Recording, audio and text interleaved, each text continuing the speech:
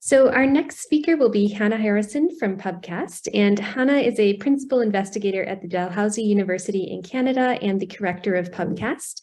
And her lightning talk will focus on making science accessible, PubCasts as a tool to reach new audiences in scientific publishing. Hello, everyone. You can hear me okay? Great, thank you. I'll apologize in advance for my voice. I'm getting over a rather rough Christmas flu, so hopefully this is audible and smooth. So thank you for the introduction. I'm currently an assistant professor in marine affairs at Dalhousie University here in Nova Scotia, Canada.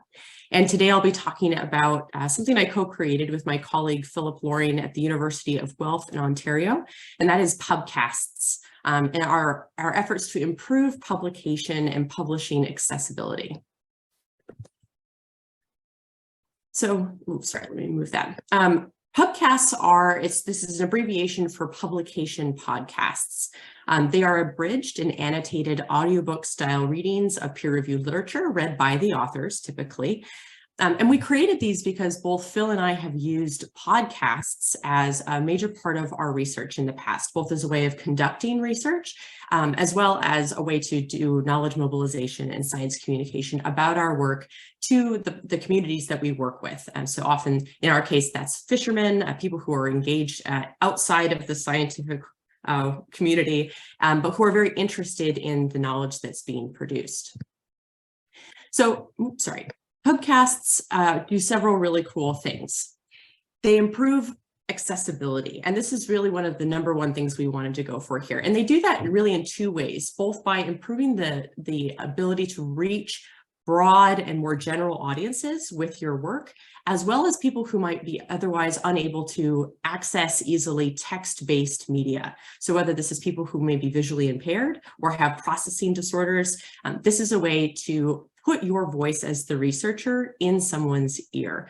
It also helps for places where paywall access is a problem for communities who are trying to access research. It gives a workaround that doesn't undermine the integrity of that original publication. It's also, we have found a really effective way to reach students and to change up the ways that students engage with literature for coursework. So for example, being able to listen to a paper instead of have to read a paper and maybe they don't get to it. It also, I think, meets where we're at in our modern age, where people really want to listen and watch content. Reading in terms of what we see people doing as they walk around every day is maybe a little bit less, and we see a lot of people with headphones on. This is a way to meet people where they're at and the ways that they are consuming content. There are many ways that people read literature on the go, and so usually it's using an AI's voice. We find that not only does this miss a lot of the richness that an author can bring to reading a paper, but it also can miss a lot of the accuracy, the detail, some of the jargon. AI voices aren't great at doing a lot of the things that, or speaking about a lot of the things that we do within the sciences.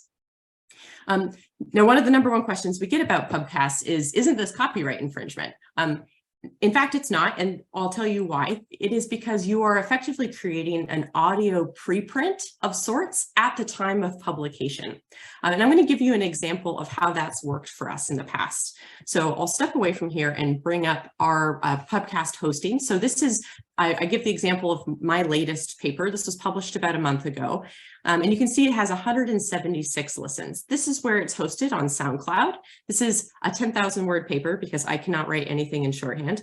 And you see it took about 50 minutes to create the full length recording of that paper. So now Hannah, we're still seeing your slide. I'm not sure if you want us to be seeing something else. Oh, I do want you to see something else. Okay. Let me stop sharing and try that again. I do apologize. Right. Thank you for letting me know. Let's try that. All right, is that better? You're now seeing a web page. Excellent. Yes. Thanks for letting me know. So this is the PubCast screen. You can see here about 50 minutes to record to the entire thing. So it's a little under an hour to listen to this about 10,000 word paper. And in that month, it's received 176 listens. And you see here that we describe a little bit about who wrote it, where it is, what it's about, but we also give the link. And that's really critical, is that the actual paper still lives with the publisher. Now I'm going to go to that website here, and you can see this was published with the North American Journal of Fisheries Management.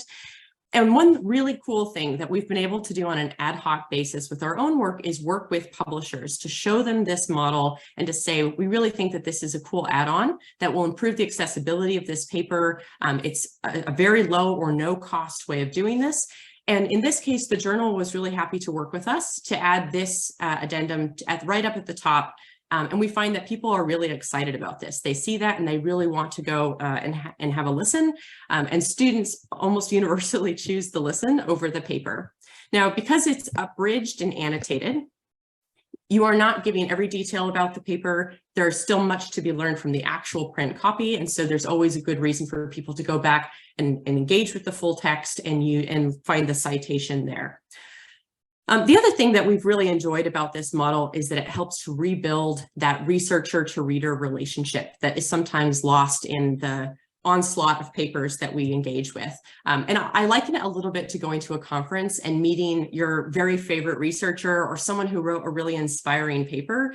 It's that kind of intellectual intimacy of getting to know that person through their voice and having that in your ear. So we know there's lots of publishers here today, and we are really excited to say that we've put together a package to help publishers or journals on a more individual level implement the PubCast platform into their publishing.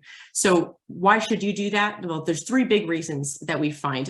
One, to really improve the accessibility of published products without cannibalizing the product itself, without infringing that copyright. To add value to authors and readers. I think right now we're having a lot of discussions about the cost of publishing to authors and what readers are able to access. This improves upon both of those outcomes without major overhead costs and allows authors to have yet another way to share their work. It also improves shareability as a whole. It creates an entirely different way for people to engage with your publications and engage those wider audiences.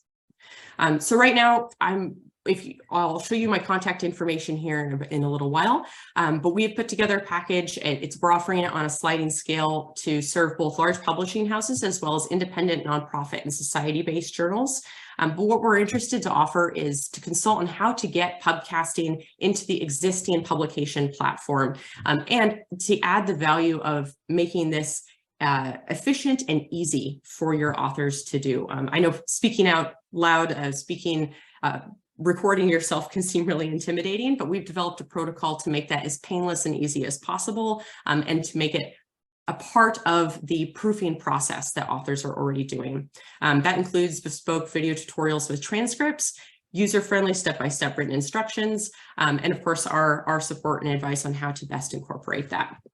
So I'm happy to take any questions. I know this was quite quick, but I'm really excited to talk about this. It's been a really neat way for us to be able to share our work with new audiences, particularly those that we study that engage with us in our research.